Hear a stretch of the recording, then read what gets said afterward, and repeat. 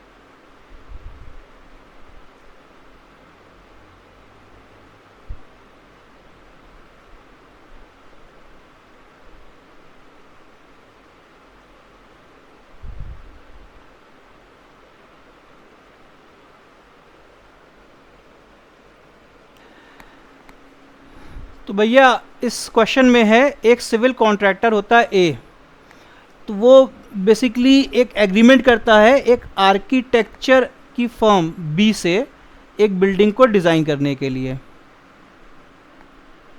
ठीक है, तो भैया ये जितना भी मैटर है डिज़ाइन ऑफ मॉल, मतलब वो बिल्डिंग के अंदर एक मॉल डिज़ाइन हो रहा है, उस चीज़ का कॉन्ट्रैक्ट दे दिया जाता है आर्किटेक्चर के फर्म सी को।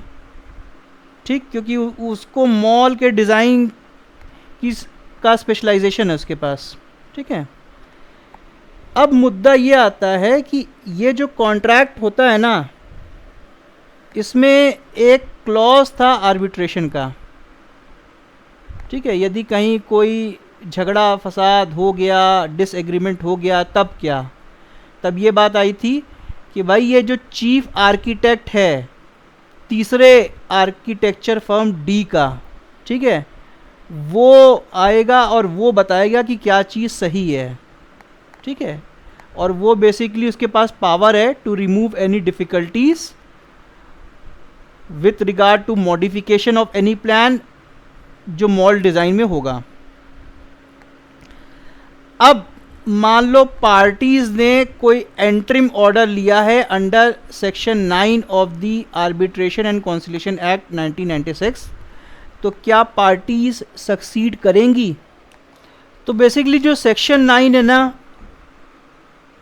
आर्बिट्रेशन और कॉन्सिलेशन एक्ट 1996 का, वो बात करता है एंट्रिम मेजर्स एक्सेट्रा बाय कोर्ट। और यहाँ पे जो प्रिंसिपल की बात हो रही है ना, जो प्रिंसिपल यूज़ होगा इस प्रॉब्लम को सॉल्व करने के लिए, कि ये जो एक्सपर्ट डिटर्मिनेशन है ना is a referral of A dispute, मतलब इसमें कोई इंडिपेंडेंट थर्ड पार्टी के पास डिस्प्यूट रेफ़र किया जाएगा और जिसके पास एक्सपर्टीज़ होती है उस डिस्प्यूट को रिजॉल्व करने की। तो भाई यहाँ पर आर्बिट्रेशन एग्रीमेंट में आप कॉन्टेम्पलेट कर सकते हैं कि भाई एग्जिस्टेंस ऑफ फॉर्मुलेटेड डिस्प्यूट, और ठीक है इस डिस्प्यूट को कैसे सॉल्व करेंगे ताकि फर्दर कोई डिस्प्यूट उत्पन्न ना हो।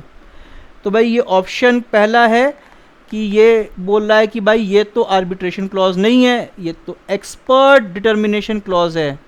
ठीक है, इसलिए provision of arbitration and conciliation act apply नहीं होगा। तो भैया मुद्दा एकदम क्लियर है, यदि आप इसका ऑप्शन बी देखें कि interim order under section 9 would be possible depending upon the circumstances, और इसके बाद ये देखिए the interim order would be possible but only if consented by both the party. अब यहाँ पर आपको कुछ विरोधाभास सा नहीं लग रहा? तो भैया यदि विरोधाभास जहाँ जहाँ चीज़ें में लग रहा है, दोनों रायता फैला रहे हैं, तो सीधे ऐसे काट दो। ठीक है, अब इसमें मुद्दा ये आता है कि भाई ये जो एंट्रिम ऑर्डर है तब पॉसिबल होगा ठीक है, मतलब कोर्ट तब कुछ इंटरवीन वगैरह कुछ कर पाता है एंट्री मेजर्स वगैरह में जब चीफ आर्किटेक्ट अपना कुछ डिसीजन दे दे, उसके बाद ही आप कोर्ट जा पाएंगे। भैया ऐसा कहीं पर लिखा है कि आप तभी जाओगे तभी कुछ होगा, है ना, तो ये काट दो। अब बचा तक ये जो क्लॉज है ना कि भैया आपने एक एक्सपर्ट बंदे को लेकर के आ गए, ठीक है, तो अभी इसी को सीधे चैलेंज कर दिया कि ये इनफोर्सेबल है, क्योंकि भैया आर्बिट्रल ट्रिब्यूनल ही डिस्प्यूट को कर सकता है सॉल्व। तो भैया ये हट गया। साफ साफ सी एक बात समझ में आ रही है मेरे भाई कि ये आर्बिट्रेशन क्लॉज नहीं है। तो क्या है ये बेसिकली एक्सपर्ट डिटर्मिनेशन क्लॉज है। क्या है? एक्सपर्ट डिटर्मिनेशन क्लॉज है। लेकिन यहाँ पे ये बात ये याद रखना कि यहाँ पर एक्सपर्ट की ओपिनियन एक तरीके से फाइनल और बाइंडिंग होती है अनलेस द पार्टी डिसएग्रीज। तो भैया ये आर्बिट्रेशन क्लॉज नहीं है, ठीक है, डिस्प्यूट तो है वाकई, लेकिन ये पंच के पास नहीं जा रहा है, ये जा रहा है एक्सपर्ट के पास। तो ये है एक्सपर्ट डिटर्मिनेशन क्लॉज, और एक्सपर्ट की जो ओपिनियन होगी वो फाइनल और बाइंडिंग होगी, ठीक है। एक तरीके से यहाँ पे आर्बिट्रेशन और कॉन्सिलेशन एक्ट के प्रोविजंस अप्लाई नहीं होंगे, ठीक है।